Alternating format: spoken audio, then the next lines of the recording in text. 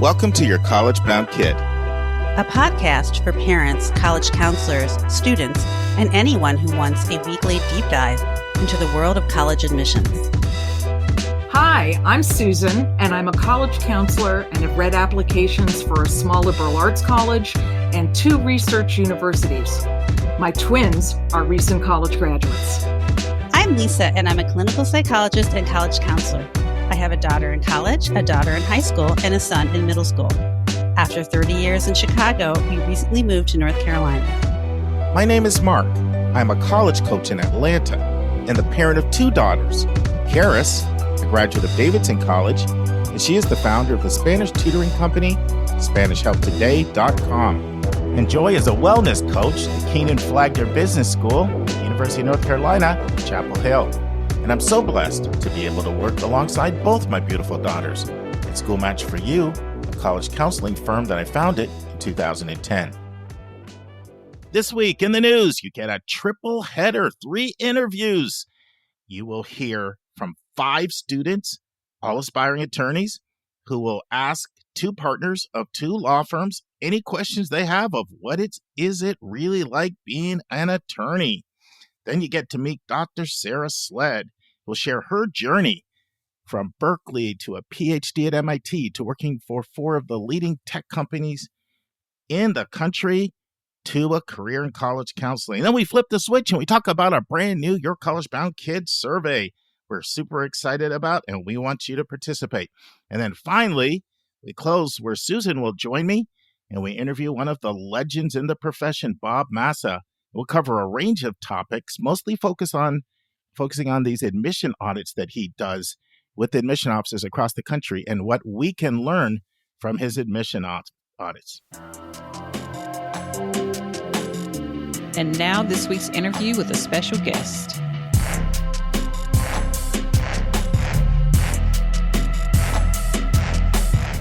Friends, over the next 5 weeks, you are going to hear from 3 rising seniors, Martina, Jackson, Sonia. Sonia, by the way, is our own co-host, Lisa's daughter. You'll also hear from Eileen, a rising junior in college, and Satchel, who's about to start his 2nd year at law school. These students will ask any question they can think of to our 2 lawyers, both of whom are partners, but they have very different specializations in their practices, John in New Jersey and Jeff in Seattle. And in the final episode, I'll ask John and Jeff a few questions we did receive from a listener who sent in a SpeakPipe question for John and Jeff. But now, part 1, listen and enjoy. Friends, this is very exciting to me. We have 2 attorneys and we have 5 students, 3 rising seniors in high school. We have a rising junior in college, and then we have a law school student, and we have 2 attorneys. We're going to let everybody do the introductions, and then they're going to fire away with their questions. And here's how cool our attorneys are. They're like, you don't need to send us the questions in advance. We can handle them extemporaneously. So they don't even know what the questions are. All right, let's go top left. I'm just going to go down. We'll do our students first. Satchel.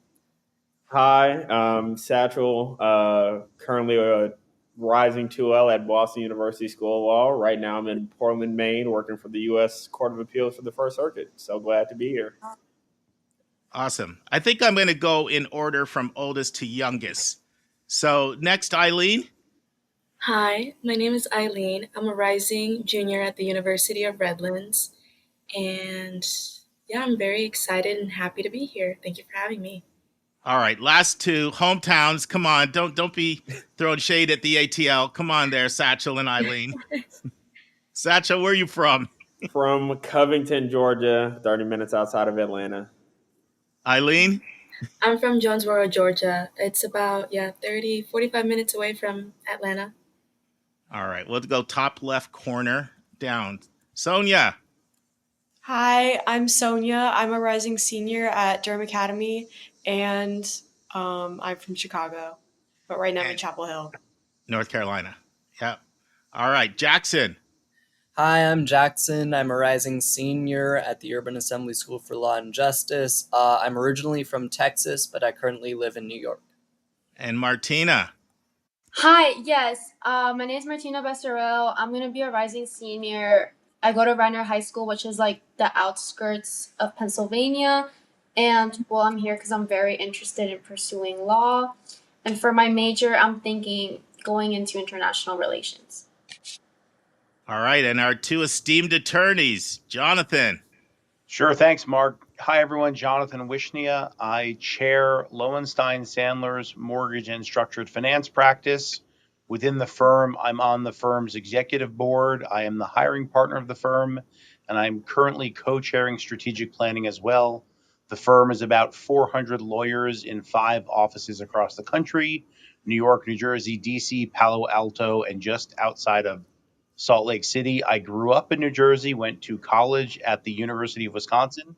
So I'm a Badger, the best school in the world. I then went to New York University, NYU, School of Law, and I lateraled over to Lowenstein just over 20 years ago. And Jeff. Yeah, Jeff Teraday from Seattle, Washington.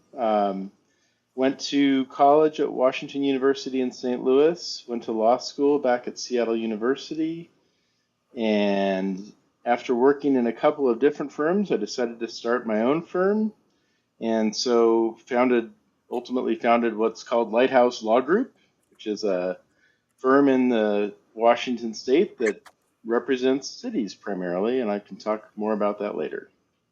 And Jonathan treated me to a great Mediterranean dinner, and Jeff toured me all around Seattle. So I've got a chance to meet everybody here really in person.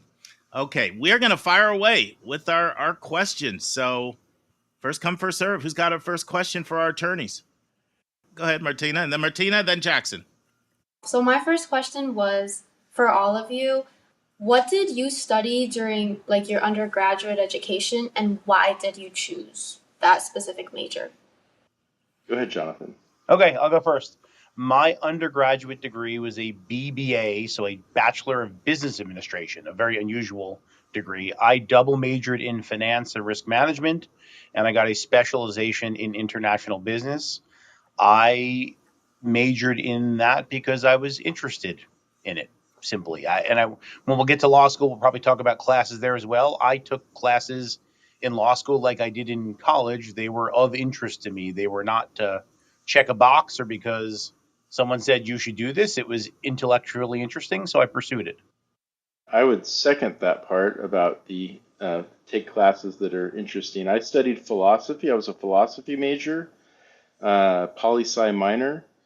I happen to think that philosophy is a great way to train your mind for the law, but that doesn't mean you should take philosophy classes if you're not into philosophy classes. I do think anyone who's considering law school should at least try a philosophy class. It's just a great training ground, but yeah. Great, Jackson.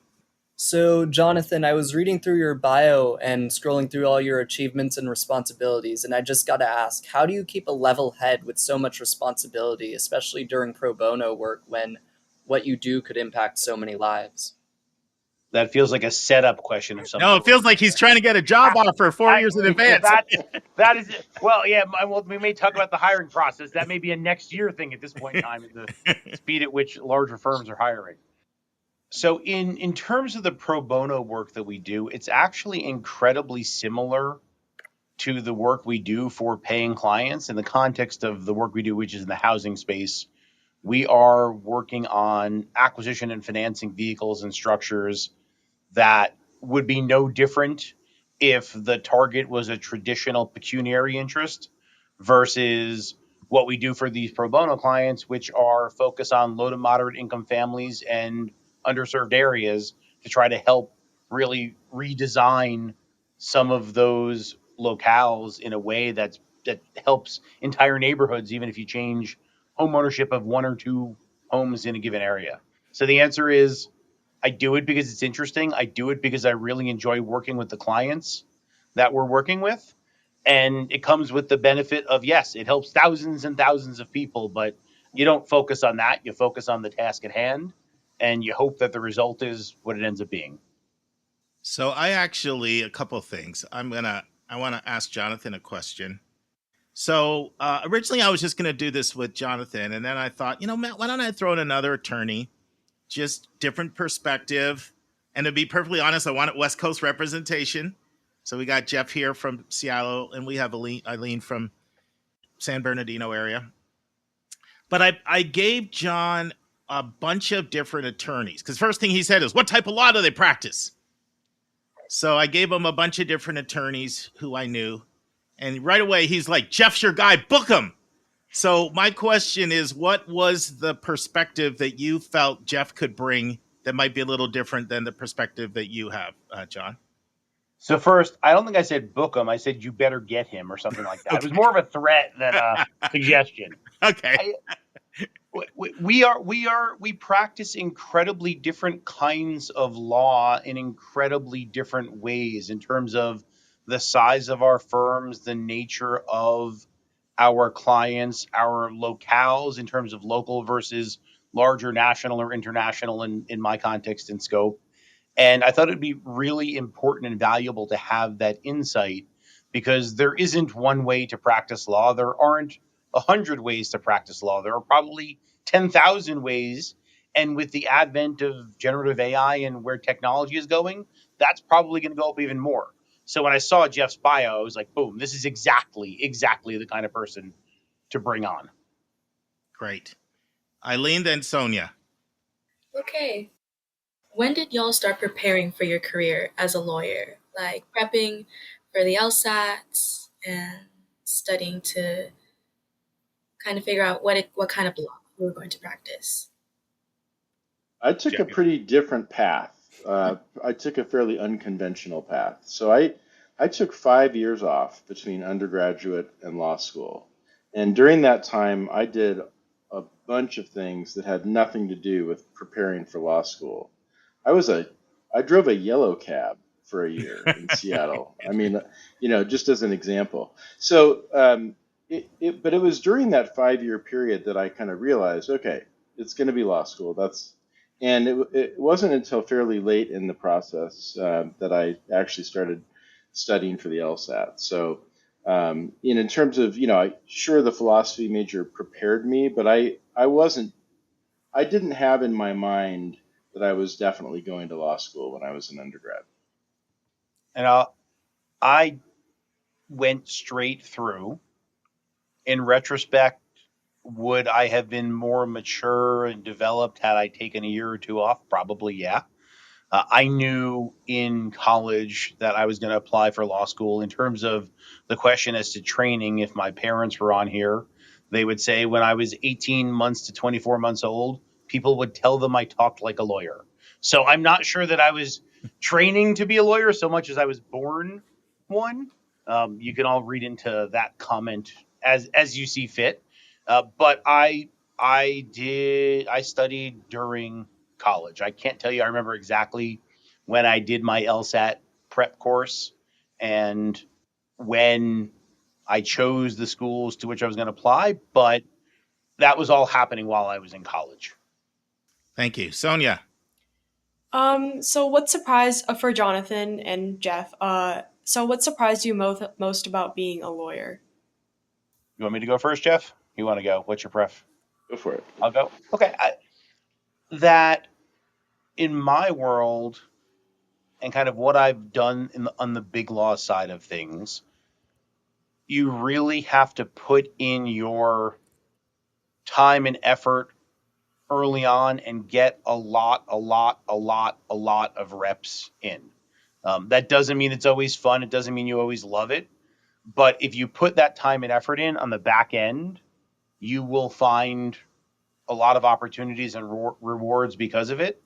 I don't know that that was necessarily explained to me by anyone, and I didn't have anyone to explain that to me earlier on. That's number one. Number two, because as the hiring partner of the firm, and I'm the former entry-level recruiting hired partner as well, I've interviewed probably thousands of law students, quite literally, over the years at this point in time. And the one piece of advice I'd give to everyone is the piece of advice that's impossible to follow, which is spend 5 years as a lawyer, then go back to law school and regraduate, and then make a more thoughtful choice. Because you just simply will not understand that which you're getting into until you've actually done it. And so you're going to learn on the fly, and there's something scary but exciting about that opportunity. Before you answer, Jeff, can you elaborate a little bit more, John, on what you mean by getting your reps in? Like, what does that practically mean? I mean, it means you're spending a lot of time in the office. You're working nights and weekends. you are sacrificing other things you could be doing. You're not going out and partying it up with friends. You're on call for clients. You're on call for the demands of the job. And therefore, you're making trade offs on a virtually daily basis. And you've got to decide, am I going to do X versus am I going to decide to do Y instead? That doesn't mean that's permanent or long term, although there is some correlation in the world I'm in with the degree to which you're willing to figure out those sacrifices with the level of success you can achieve, because it still means getting out there and hustling, and that still means nights and weekends and conferences and being away from families. But you've got to decide if that's something you want to keep doing, because if you don't get the reps in, you can't grow. You're learning a new language, maybe multiple languages at one time, and the only way to do that is to actually dig in, immerse yourself, and learn. Thank you. Jeff, what would you add to that? A couple of things. So I'll start out by just piggybacking on what Jonathan was just talking about.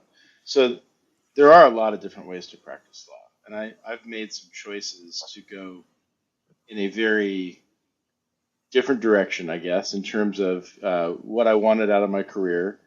I got a taste of the big firm life. It wasn't for me, and for largely for the reasons that Jonathan is talking about. I didn't want to do the nights and the weekends, and that's it's not for everybody, and that's okay, because like he said before, there's 10,000 different ways to practice law, and so you just have to figure out what's going to match your lifestyle and what's going to work for you.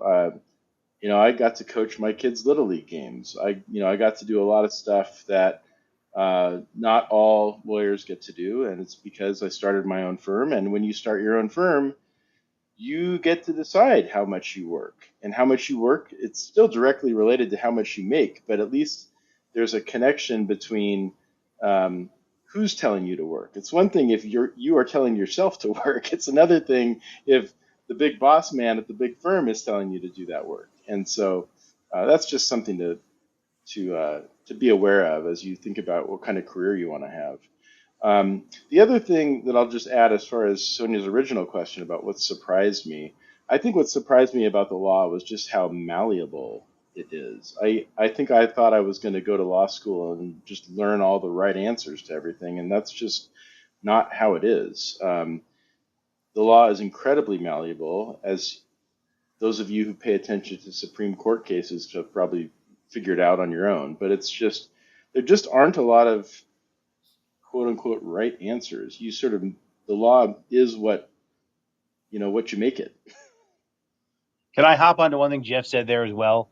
Sure. I think regardless of the practice you have, the nature of the demands, and this is going to be something that's incredibly difficult for a 16, 17, 18, 20, 22-year-old to understand. Make time for your community, make time for giving back. I had the fortune of coaching my son's football team for 2 years. I coached his little league team when he was younger. I was the president of my temple for 4 years, which is arguably way harder than being a law firm partner. I've been heavily involved in community, and I found a firm that not just allowed that, but supported that. That's important stuff. Giving back is incredibly important. If you're in a position in your life, in your world, where you can do so, there are only so many who are privileged enough to be in that position. So please, if you have that opportunity, take advantage of it. Those rewards are far, far, far greater than the incremental marginal dollars you may have made by billing a few more hours here or there. Thank you. Martina. So nowadays we see the rise of like AI and different technologies. So I was wondering, what kind of law do you think would disappear? And what emerging areas of law should like future lawyers like keep a lookout on? Who's going first, Jeff? My answer will be quick. I have no idea. I will just say to anyone out there worried about AI, you probably should be on one level, but this is what I'll say: just train your mind to think critically. Train your mind to be a creative, critical thinker, not to memorize facts, not to learn a super specific skill set. be malleable in your mind so that you can adapt as AI takes over the world. Yeah, I'll add to that because I agree with that certainly.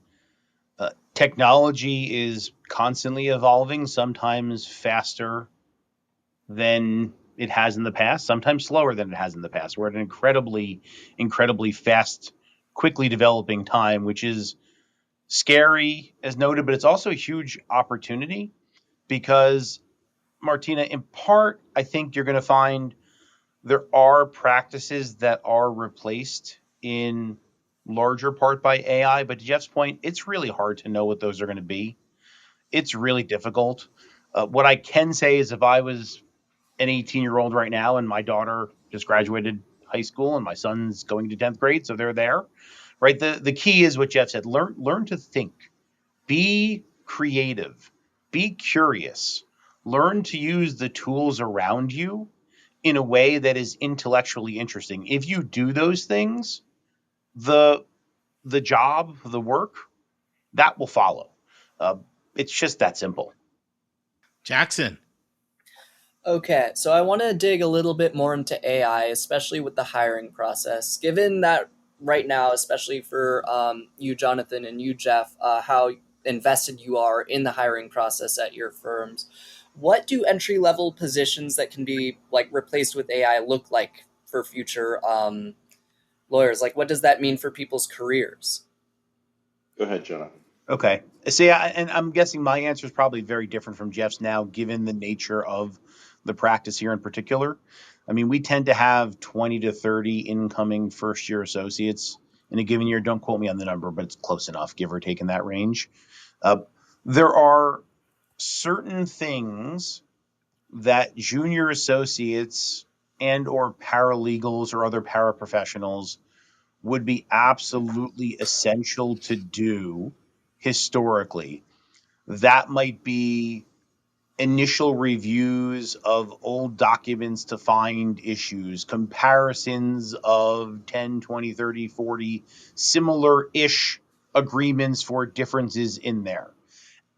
Those kinds of things, when you harness technology, can be done at a far, far, far quicker pace than humans could do, particularly as you get up to scale. We're working with a client now, for example, in the review of a multi-hundred deal set of document review. And one of the associates on my team has been working with a specific legal AI technology. I'm not going to mention names because Mark's doesn't have a sponsorship with them yet. We can talk offline about that. No, I'm not going to mention the names, but this associate, she's been able to work with this technology to create a spreadsheet that outputs over 160 different fields of information from each of those agreements. Now, is that going to be perfect using technology? Absolutely not. Is it 100 times faster than associates would do it? No, because it's even faster than that, right? It's so much faster than that. And it is at least as accurate, if not more accurate, I'd argue more, or far more accurate, in fact, than a junior associate would be. So those kind of rote tasks, those are the ones in my world where you can see the real opportunity to leverage artificial intelligence, which means the risk to the existence of kind of a certain subset of what associates would be doing. Friends, this concludes part 1 of our lawyer panel. It's a 5-parter. We hope you'll join us next week for the next part. And now this week's interview with a special guest.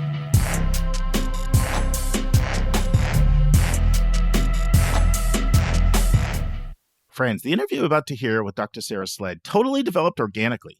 Sarah's a podcast listener, and she reached out to me when I mentioned we are going to have a new survey because she was over all surveys at Netflix, and she also was actively involved in surveys when she was at Google. And so, of course, I agreed. And then I found out that Sarah was also an IEC, a private college coach. So at first I said, why don't you come on the podcast to explain our brand new survey to our listeners? We can just have a conversation. But the more I got to know Sarah, her background was fascinating. From starting out in mechanical engineering at Berkeley to a PhD at MIT to a fascinating story she has with her flirtation with being a doctor. And then she went to work for places like Amazon, Facebook, Netflix, Google, and then transitioning to college counseling, the UCLA's college certificate program. So I just found her story fascinating. So the first half, you'll kind of hear her story about her journey. And then we completely flip the switch. The last part is our brand new survey and how you can help us so that we can help you. Listen and enjoy. Friends, I'm here with Sarah Sled from the Seattle area. You're in greater Seattle now, is that correct? That's right. I'm in Seattle, just right near the University of Washington. Love it, love it, love it. So I'm so excited to have you here today. And our listeners, we have hinted about a new survey. We've talked about giving you an opportunity to request college spotlights for a while. We're going to get into all of that. But we just have amazing listeners. And Sarah's one of them. And she reached out to me. She heard on the podcast me mentioning the survey. And she offered herself as a volunteer. And when you hear her background, I think you'll see why I would have been crazy to say no. But I don't want to talk. I want you to talk. So Sarah, why don't you share your background with us? Yeah, thanks, Mark. So I am a California native. I grew up on the beautiful Central Coast in San Luis Obispo. And then I attended UC Berkeley, where I received my BA in political science. I went straight from there to graduate school. I went to MIT, where I received my PhD in political science with an emphasis in quantitative research methods and American politics. And after that, I began a 17-year career in tech, where I led user research teams at Netflix, Facebook, Amazon, and Google. I just left my role as a director at Google 2 months ago to pursue a second career in college counseling. Yeah, so fantastic. And what Sarah didn't say was she led a lot of their, what'd you say, survey design, or did talk about your background with surveys? Yeah, so both my graduate instruction in quantitative research methods featured heavily survey work, more based in the political space, since that was kind of my subject field. But I took those skills and then applied them in tech, where I led both qualitative and quantitative research teams. So way back in the day, I was running all the surveys for Netflix. The survey that you get when you sign up, when you leave, all of that kind of stuff. And then, led teams at Facebook and Amazon and Google who did the same. Great. So did you ever end up doing anything with all that political background? I mean, you got the political science at both Berkeley and MIT. I know. It's funny. I will say I never necessarily went into it with the intention to work in politics. As I mentioned, I went straight from undergrad to graduate school, which I advise young students, to not do. But I just went into it because I really loved studying what I was studying. And politics was interesting, but I think it has actually served me very well in my career that I'm a true researcher at heart. I find almost any subject interesting. So I never set out to work in politics, but the vast majority of my friends from graduate school are either professors or they work in the political field. I have to ask you a Berkeley MIT question. So both of those places I think of as being fairly intense for pretty bright kids. Was MIT's PhD like significantly more rigorous than Berkeley because it's PhD students, or not necessarily, because Berkeley is still Berkeley? Yeah, Berkeley's still Berkeley. And what I didn't mention was that I actually started as a mechanical engineering student at Berkeley. So I did 2.5 years of mechanical engineering, which was pretty intense. I think it's also a little hard for me to separate like the undergraduate life from graduate student life. I had a very full academic and social experience at Berkeley. I was Greek. I was in, different government stuff and committees and things. And in graduate school, as you know, your focus is quite singular. And even though I was involved in a lot of things at MIT, it's kind of all encompassing, that dissertation and studying. MIT is an intense place, yes.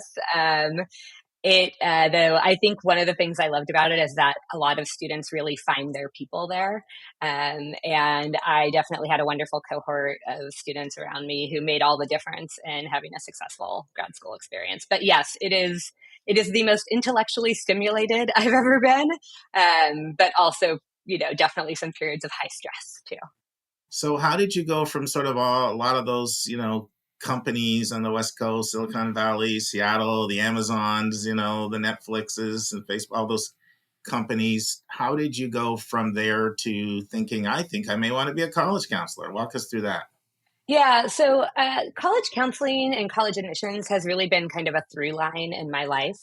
Starting with my own experience as a student, I was a very self-motivated high school student. Neither of my parents went to college, and so I did a lot of exploratory, fact finding. I was listening to the episodes on BSMD programs. I actually applied and was admitted to CASE's pre-professional Oh, scholars program. And at the time, they told me I was the only person who declined the offer.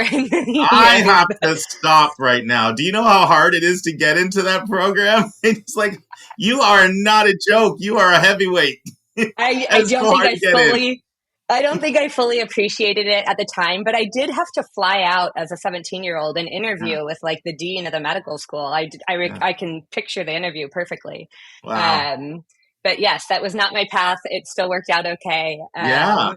But yeah, so I started as just a student who was super interested. When I was in college at Cal, I taught for the Princeton Review for 3 years, and I loved that job. I loved helping students both in classes and tutoring. In graduate school, I did some work with my own department trying to increase the yield for women. We had trouble getting women to MIT, maybe not surprising. Well, I know they've had a really big initiative there for years on trying to, get as close as they can to 50-50 on gender Yeah, and equity. I think for graduate students in particular, there was a lot of, people accepted, they came to campus and they didn't see any women, and it just didn't necessarily feel welcoming. So I did some work helping with that to just increase the yield there. I also have been a 25-year volunteer with California Girls State and the Girls Nation programs, which are, leadership and government-based leadership programs.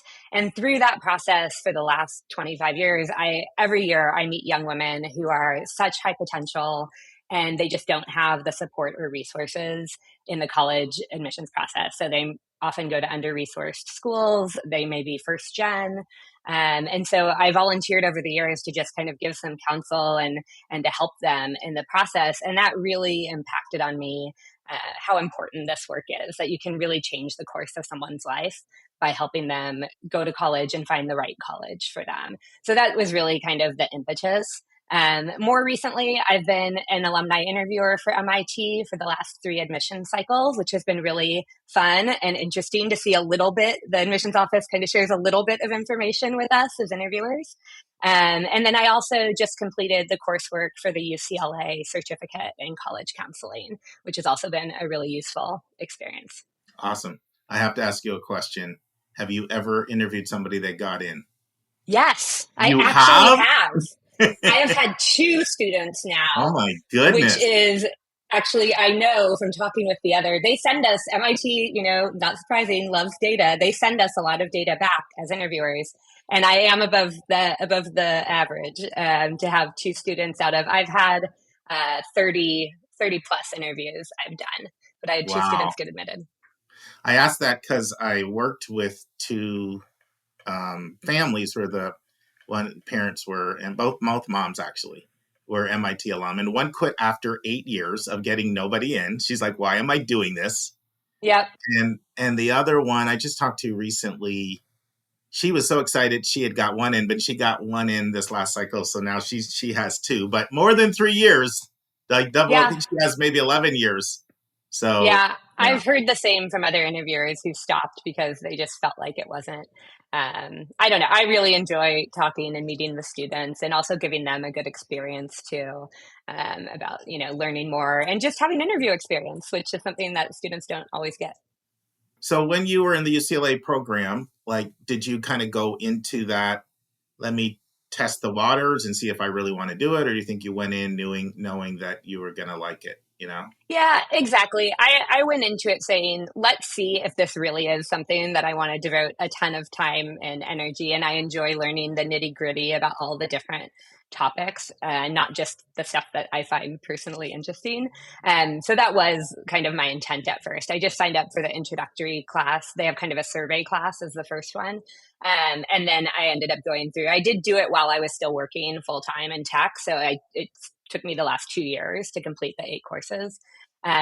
But yeah, it's been really great. There's been some awesome instructors, and also just meeting the network of students there's people who are career changers, but there's also plenty of people who already are IECs or school-based counselors. And so it's been a great, I've learned a lot from my classmates as well, and built a bit of a network through that. Yeah, over the years, I've had a lot of people ask me, if they want to be an IEC. And that's one of the things I tell them to do. Like, if you could go through that process and see if it's for you and get some good foundational knowledge, there's different paths, right? Some people end up working in college admissions or get school-based or CBO. There's just a lot of different paths. So awesome. Well, let's talk about why you're here today. But thank you so much for sharing that. Yeah. So we are really excited to roll out a new survey for our listeners. Now, we've used one that was done part of 2021 and part of 2022. And that survey we did before, I don't think our listeners know how transformational it was. When the results came back, I learned so much about who our listeners were, and that really changed a lot of our programming. It's also something that I send to every interviewee, and they absolutely love it because they feel like they know who our audience is. But this is just me like throwing together something on my own. And when Sarah reached out with someone with that kind of experience and she volunteered herself, I, of course, had to do it. And she's been working with me and multiple co-hosts on our team to come up with a survey. And I'm so excited about it. What do you want to say to our listeners about the survey, Sarah? Yeah, I'm so excited about it too. I literally can't wait to get the data in.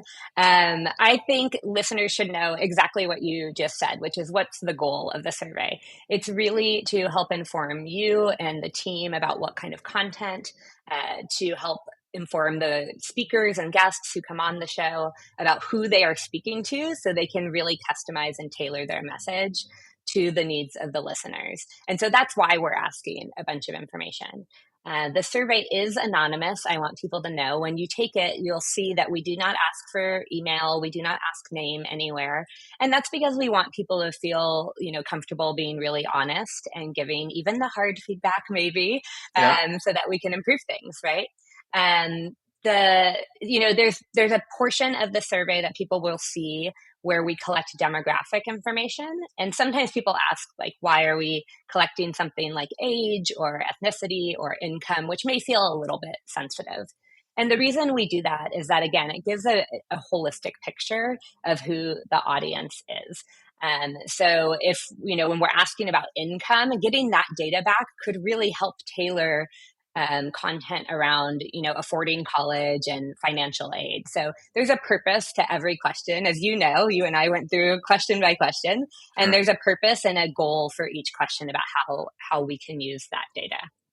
Yeah, like, for example, like real hardcore tangible evidence. So that some of that income data that came in from the last one, that sometimes informs examples that I use when I'm, if I throw out different things. Someone has a 40,000 SAI or somebody doesn't qualify for any need-based, like I try to somewhat reflect who the audience is based on the data we got last time on that, right? And Sarah mentioned like interviewees love it. I can tell you that because when I send it to them, they love it. They feel like they know who they're speaking to. There is another thing that I want to talk about. So a lot of you remember, regular listeners, like when I got back from the Texas trip, I said I was going to go to a new system of letting you pick college spotlights. And then when I started talking with Sarah, I'm like, this is a perfect way to do it. That was going to be awkward because, I was starting and I literally had like 80 schools that I was going to put up on a long checkbox. But this is better. We're just leaving it open-ended now for you to say whatever schools that you like. So that's going to be fantastic that way. And so that's something we're really looking for. There's a question on there. What schools would you like to see us do spotlights on? There's questions on there like, do you like more the industry expert, chief enrollment officer kind of spotlight? Do you like the more sort of, we got back from a visit and have more of an editorialized view or a mixture? And we have those kinds of questions on there. Another thing that I plan on using this for, and I have used this in the past, is interviewee recruitment. Like sometimes when I'm having a communication with really busy high-level leaders, I would send them the questionnaire to see our audience. And sometimes when they would see not just the demographics, but even the size and the scope of the audience. Now, that's data that we pull from other sources and incorporate. So, other sources give us the size of the audience, where the audience is from, all of that. That's really been appealing to people, and it's allowed me to be able to secure some commitment so that we can bring you the people that you want to hear from. Yeah, on that note, there's a question too that I'm excited to hear the responses from, which is, has there been a spotlight or a speaker that you really loved and heard it? So I want everyone to start to think about what their answer is going to be, because that's something that, you can take back to speakers too, of like, this person talked about things in this way and it really resonated with the audience. So I'm really excited to see this data. I think it'll be very meaningful for the content in the future. Yeah, and listeners literally, and this has happened a lot, have emailed in and said that my student found their school that they're at right now because of a spotlight you did. And it warms my heart. It's things like that make all the work worth it. But I would love to send that to somebody who I'm trying to recruit to come on, and have that information in there, which Absolutely. is great. And one thing we want you to know, that if you participate, you will get, like a summary of everything. That's going to kind of be our gift to you. And so we'll, anything else you want to say on that, or anything Right. about? Yeah. I know when I take a survey, I always think, I wonder what other people said. And so we want to make sure we'll give that information back to the listeners too. We'll share a report of, again, kind of the aggregated results back so that everyone can see what the data showed. Yeah, why don't you talk a little bit, Sarah, about how we're going to get this into people's hands? How can people access it? Because it's live now. It should be live when you hear this. This should be live right now. And the survey is available on the yourcollegeboundkid.com website. So look there, go under the resources tab, and you should see a link there. You can just click on that link. You can do it on your mobile phone or on your computer.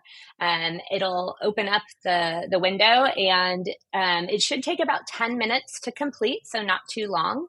But yeah, go there, do it, make sure that you get your voice heard. And I think we'll also be sending it out in the YCBK Plus newsletter with a link. Yeah. Right? So that goes out like middle of the month. So that will be sort of mid-August there. Remind me, what did we decide on how long we're going to keep it open? I think we're going to keep it open till the end of September to capture people coming back from school, from summer vacations, and busy with getting started for school. But I encourage you to go take it right away. And we look forward to the data coming in. Yeah, we really do. You'll be really helping us a lot with our programming. So we hope you'll take 10 minutes of your time to complete our survey. And Sarah, thank you so much. You were really awesome. The survey is, I see the difference between this one and the first one. And so I'm pretty giddy with enthusiasm. There's a difference when you go from amateur to pro, so that's pretty awesome. And I'm really excited about your continued your new venture in college admissions. There's so many kids, as you know, a lot of schools, 400, 500, 600 to 1 ratios in public schools. One survey came back and said the average public school college counselor spends 25 minutes of like one-on-one time talking about college with a student. And you know how complex this process is. Yeah. So there's a massive, massive need out there. And I think you're going to do really, really well. Are you planning? I guess you're going to plan on be Seattle based, or do you know that yet? Do you know if you're going to be a standalone or join a company? Have you thought through any of those things? I think I'm going to be doing the IEC route. I am Seattle based, but I have a large network in the Bay Area. I lived in Silicon Valley for 10 years, and I already have some interest there. So I think those will probably be my main areas, but planning to do remote as well. Well, I can tell you just your sort of the fact that you have the PhD at MIT and that you went to Berkeley, that will generate interest. I think you've got a good background, good personality. I wish you all the best, and thanks for everything. Thank you so much, Mark. I'm excited to see the data, and thanks for having me. Oh, my pleasure. Friends, sometimes people ask, is there anything I can do to help the podcast?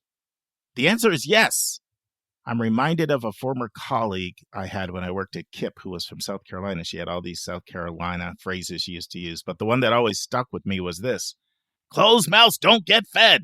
So I'm not going to close my mouth. I'm going to ask for your help. You can help us by completing our 2025 listener survey and just being totally honest with us. What you like, what we can do better. And don't forget to let us know what colleges you want us to do college spotlights on. Want to thank everyone in advance who completes this survey. You can find it under your collegeboundkid.com. Under the resources page, it's the first thing. Say listener survey, and I'll also make sure the link is in the show notes. And now this week's interview with a special guest.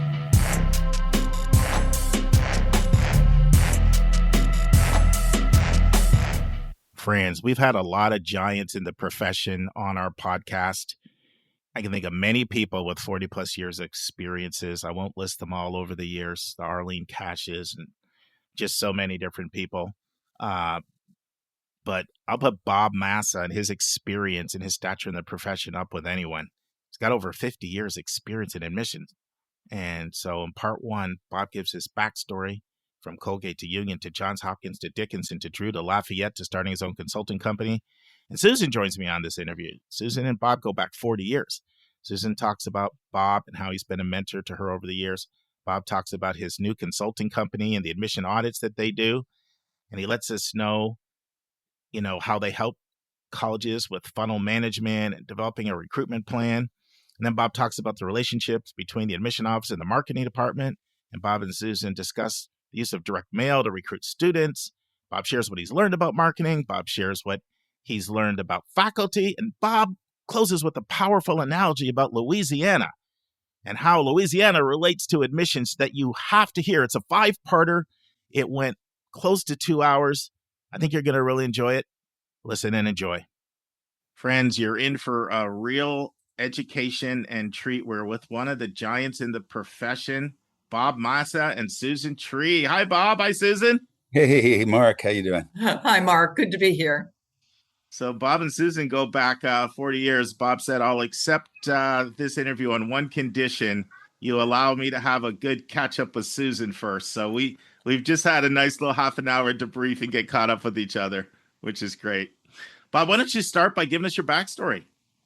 Sure. Well, I as most people, I started out as a child, but I will say that that I did not, as a child, want to grow up to be a college admissions or enrollment officer. I kind of backed into it in a graduate program in educational psychology at the University of Rochester, and my internship in a school counseling office fell through, so I wound up in the admissions office, and that was a long time ago.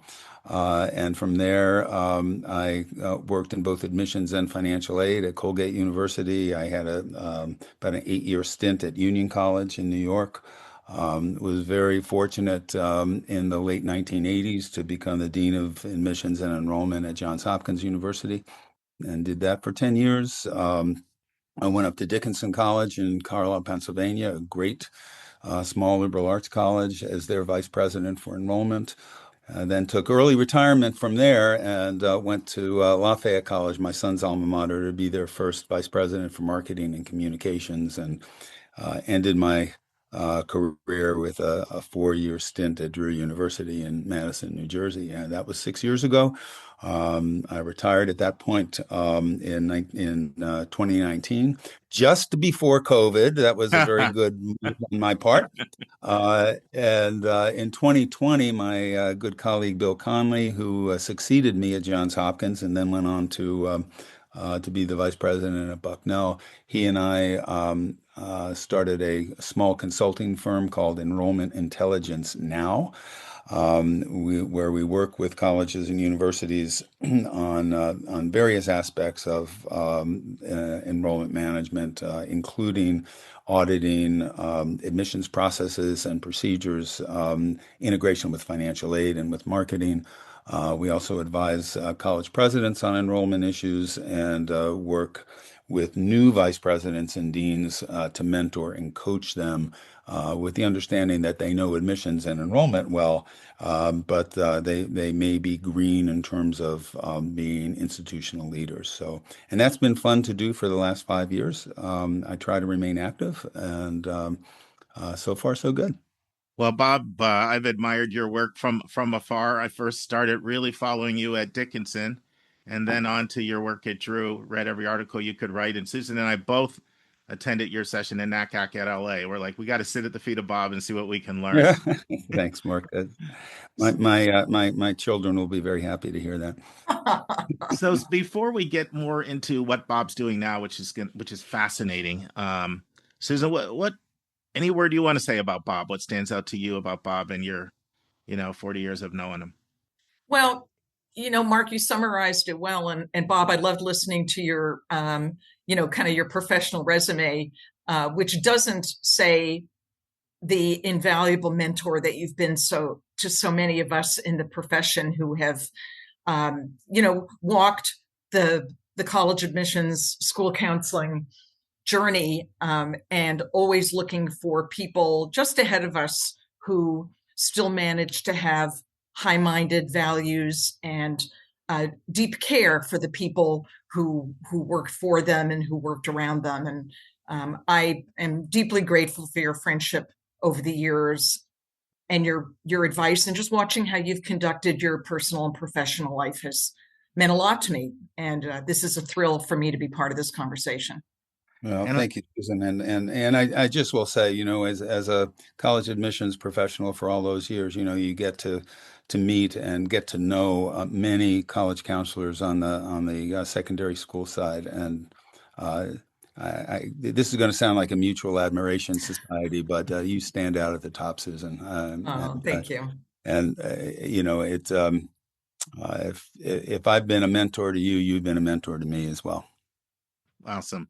And also I want to give a shout out to Chris Terr, because, there's a lot of people on my I'd like to interview list.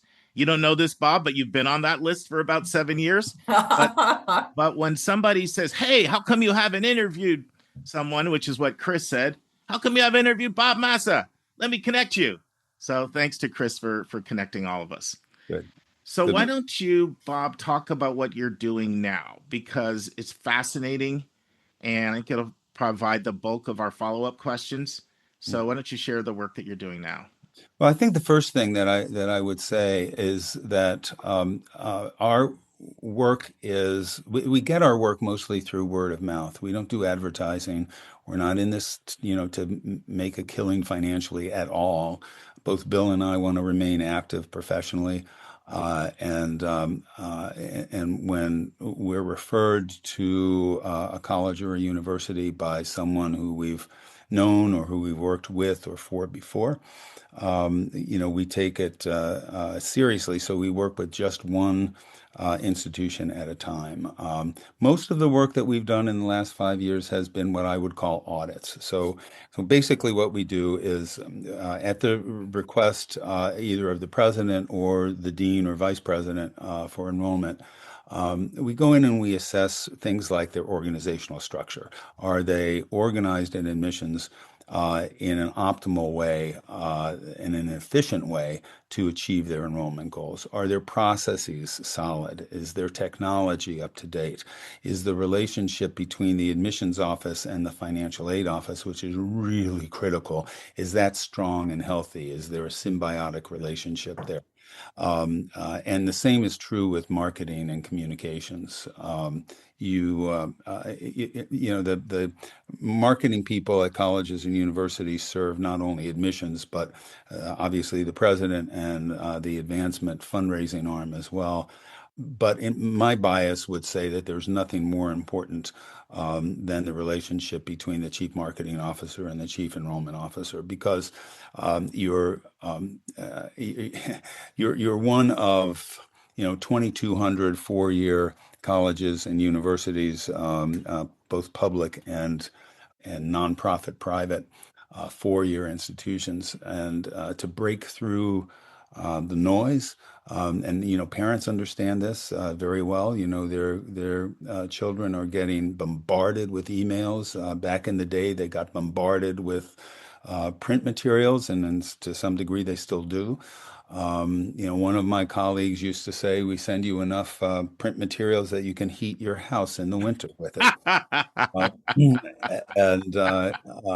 And so parents understand this, I'm sure. But our colleges and universities spending their money wisely in terms of marketing and development. And of course, there are so many I will say vendors, for lack of a better word, enrollment management companies that are out there. And if you're a sitting dean or vice president, you probably get 4 or 5 solicitations a day from these firms, and some of them are very, very good. Some of them charge an arm and a leg, way too much, in my judgment. But if you, as a college or university leader, if you find the right partner to help you get your message across, that's worth its weight in gold. So, we try to point institutions in the right direction, and it's never adversarial. In other words, a president doesn't call us in and say, "Boy, we want to fire the dean of enrollment or the dean of admissions." It's always, "Can you help us be better?" And that's really what we try to do. So let's talk about the admission audits. What are some of the most common things that you're finding you probably want to make some changes over here? I'll just leave it open-ended. If you want to, obviously everybody's trying to fill their class with admission appropriate kids. Like that's always the goal, right? Yeah. And balance the budget. Right. And balance the budget. Yeah, and have the right net tuition revenue. Thanks, Susan. Thanks for adding that important piece. I think there are 2 things. The first is what I would call funnel management, and the funnel, of course, starts with what we might call suspects, students who may be interested in our college, and then there are inquirers who actually have raised their hand and they've said, yes, maybe we're interested. And then, it goes down to applicants and then admitted students and then enrolled students. So that's kind of the funnel. The management of the funnel is what is usually lacking in the institutions that we've worked with. And by that, I mean that there's a lot of time wasted, frankly, in in communicating with students who really don't have an interest, and rather than spending your time there, spend your time with students who look like students who have enrolled in your institution in the past. And there's some good software packages out there that will help institutions do that. So that's the main thing that we look at. The other is really how admissions officers spend their time. Are they working, and this is related to funnel management, but are they working their prospects? Where are they actually physically visiting, and what is their recruitment plan? Many institutions, you'd be surprised, don't really have a recruitment plan that is, I would say, decentralized, meaning that each admissions officer has their own recruitment plan that fits into the whole, but is very specific to that, to the region or the discipline that the admissions officer is in charge of. So we found that to be lacking as well. And then I suppose the other thing is just the relationship, and this is a rocky one in most institutions, the relationship between the admissions office and the marketing department. Many admissions offices, especially at larger schools, will have people on staff that write content or that manage now, social media, and oversee the students that are communicating with prospective students on social media.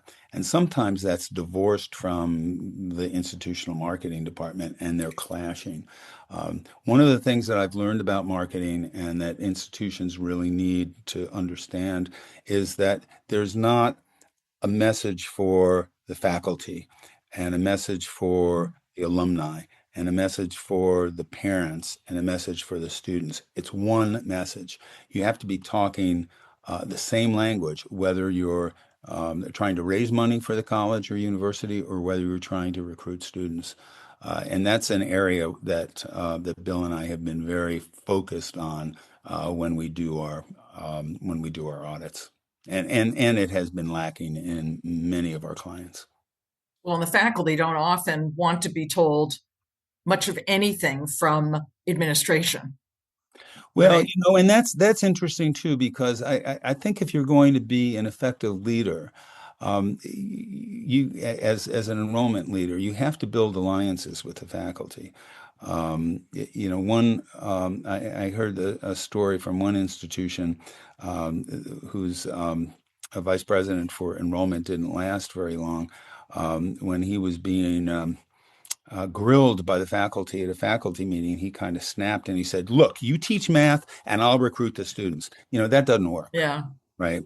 So you have to build alliances with faculty. And I've found over my 45 years in the profession on campuses that if you do that, that faculty do appreciate that you're trying to they don't use these words, but that you're trying to brand the institution in a way that is going to attract students that they want to teach. Right. And that's truly authentic to the experience of students on the campus. And that's where, as a college counselor, I see the biggest disconnect is when a college has branded itself in a way and is promoting itself and trying to attract a class of students that doesn't seem authentic to me in terms of the experience of students I've known. I think that's one of the reasons why Mark and I work so hard at staying in touch with students who've gone on to different institutions to try and get a variety of perspectives on their experience.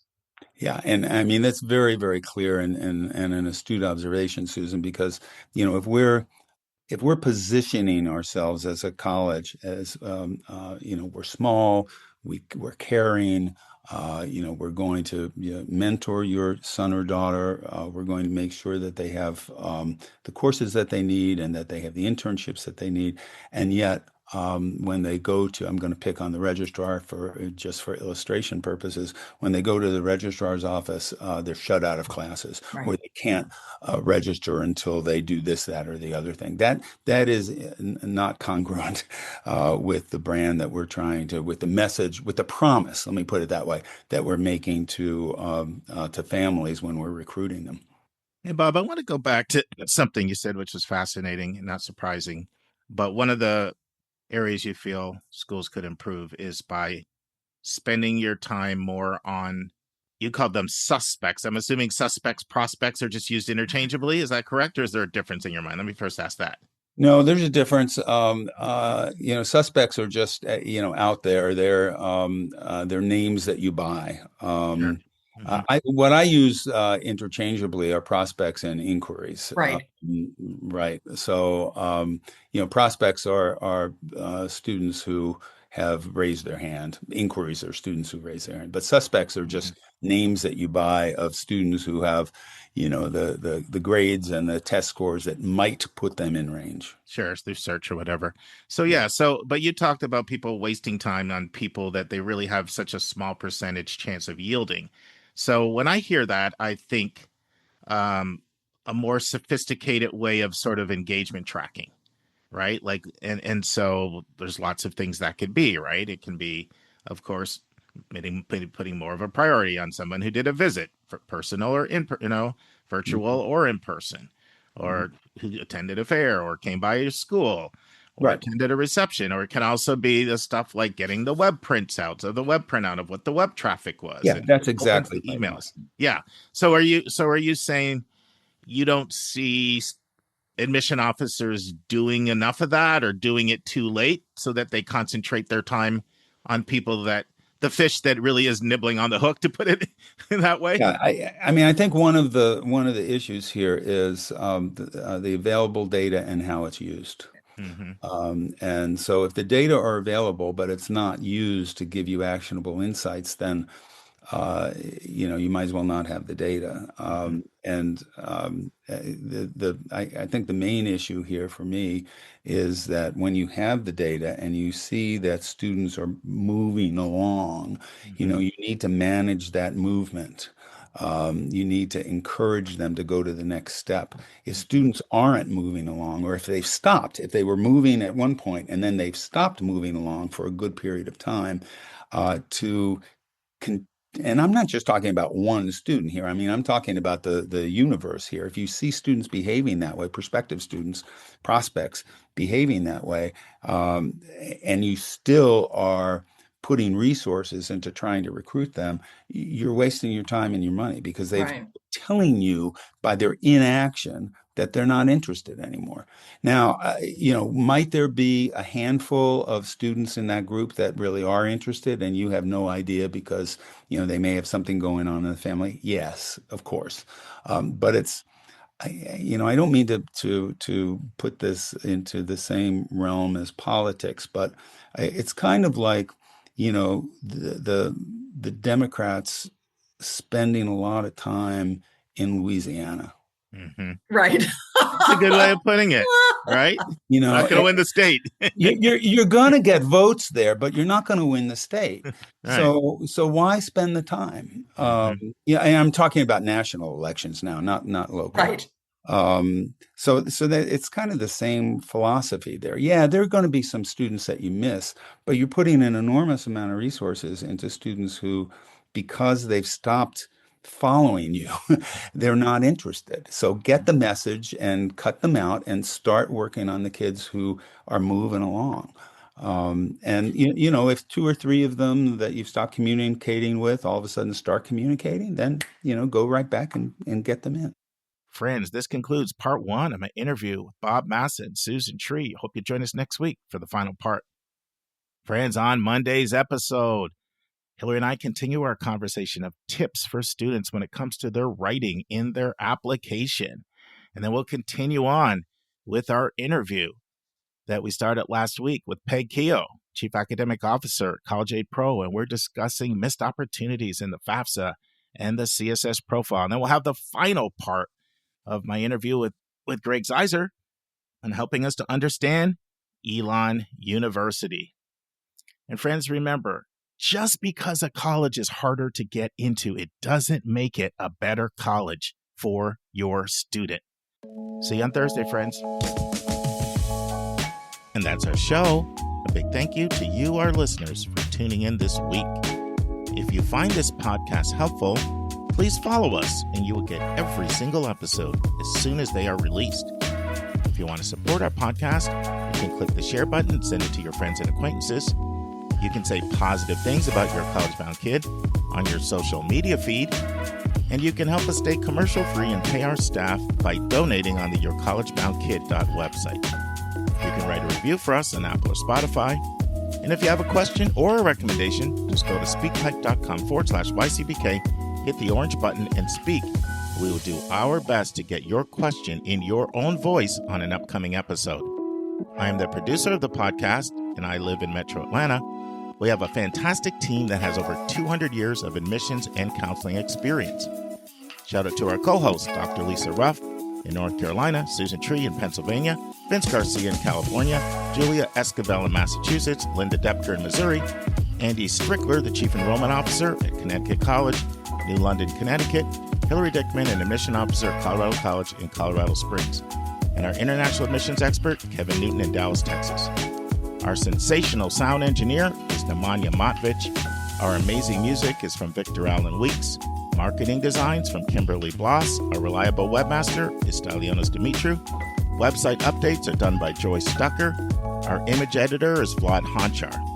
If you want to have a coaching session with me, just text me at 404-664-4340. If you want to reach someone else on our team, all of our bios with contact info can be found at yourcollegeboundkid.com under the About YCBK tab. If you want to get our free monthly YCBK newsletter, YCBK Plus, it is also under the About YCBK tab. If you want to see our recommended books and websites, they are on our website under the Resources tab. While you're on our website, check out our hundreds of interviews in their entirety. Check out our college spotlights, our blog, and our upcoming events. We think of you as our listening family, and we look forward to meeting with you every single Monday and every single Thursday.